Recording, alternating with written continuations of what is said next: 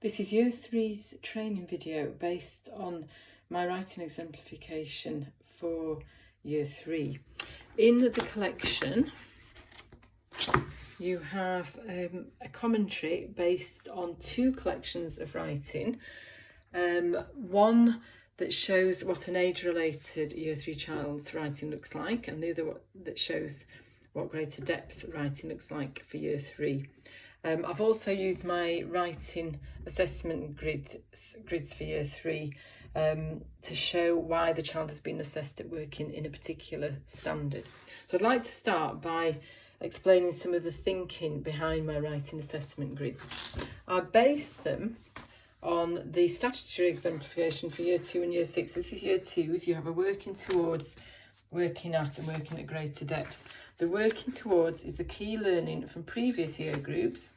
The working at is the learning from that year group's curriculum, and working at greater depth is working at greater depth within that year group's curriculum.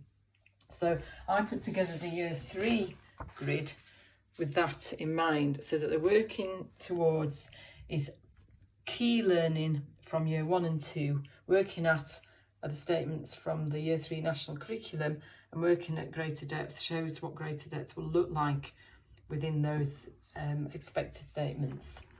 I used this, which is Vocabulary and Grammar and Punctuation Appendix, Appendix 2 from the national curriculum, to support me with putting down the key learning to go in the working towards section of Year 3.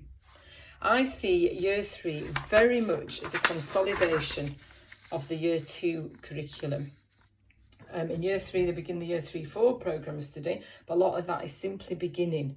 If the Key Stage 1 curriculum can be completely consolidated in Year 3, the children are so well set up then for going into Year 4 and Upper Key Stage 2. At the end of Year 1, all children are expected to be able to do is to write a sentence, a sequence of sentences should I say, with some full stops, capital letters, to use the joining word and, to use finger spaces, consistently sized handwriting, and for the writing to make sense. I mean, that's massive coming out of reception then, to be able to do that by the end of Year 1. If they have a good understanding of punctuation and how it's used, then they're really well set up for Year 2. But looking at Year 2, you can see the huge jump from Year 1 to Year 2.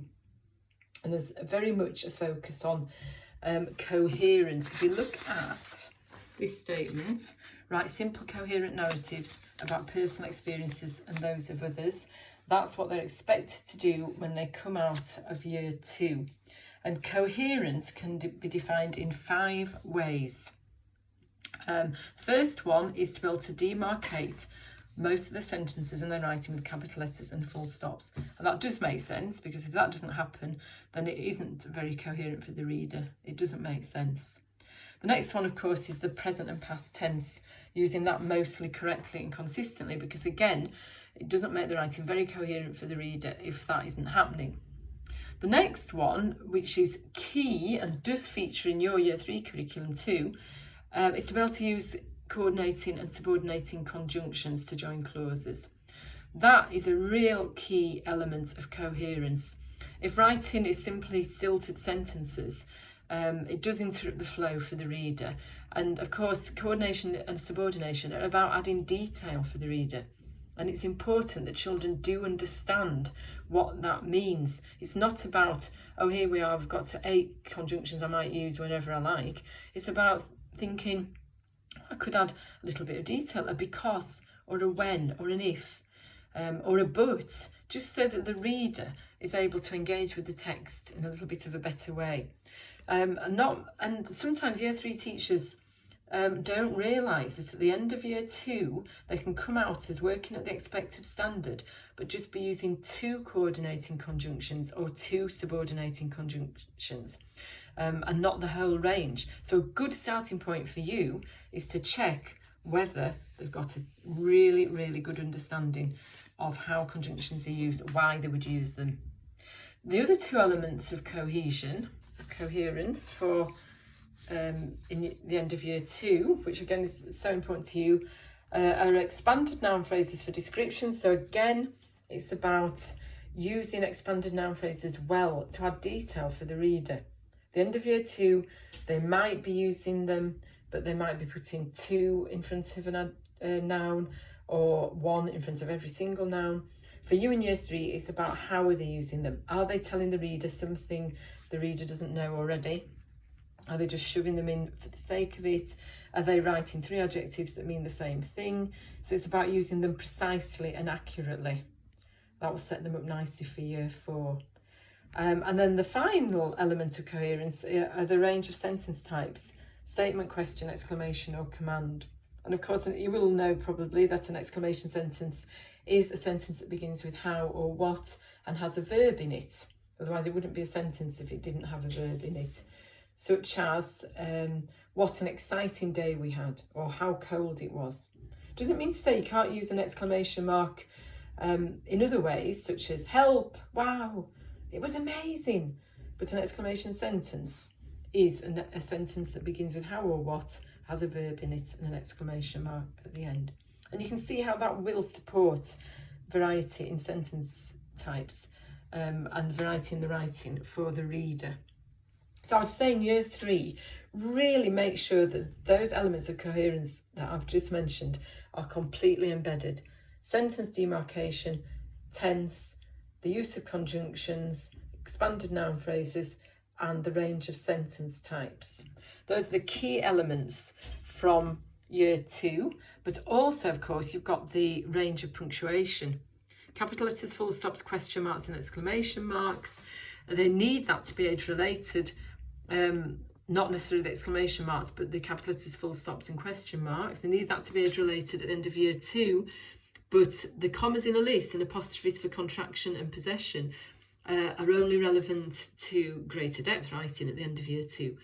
So again, that's so important for you as a year 3 teacher to realise that you do have to continue to embed those in year 3. So coming to year 3 now, much of it, as I said before, is about consolidating Key Stage 1 learning. A lot of it is about beginning the year 3 and 4 programme of study. So introduction to paragraphs. They don't have to be really high level in year 3, just using them, just knowing that you can group material. And headings and subheadings is a good way to teach that as well. You've got your present perfect. That is very tricky tense to teach, actually. I would find a genre that lent itself nicely to it. It might be autobiographies or biographies. I have been dancing since, I have lived at, and then you've got your introduction to inverted commas to punctuate direct speech. That's your one new punctuation in year 3. This is a key element of learning for year 3. Expressing time, place and cause using conjunctions, adverbs and prepositions. A lot trickier than it first looks on the surface. We've talked about conjunctions already. That's about widening the range of conjunctions for year 3 children. Adverbs, they could be, adverbs of time, place and cause. They've given some examples there. They used to be called time connectives in the old days, most of those. But again, that's about adding detail for the reader. And then you've got prepositions, not just for place, but for time as well. I think what is key to look at here is you can see the word before as a conjunction and as a preposition.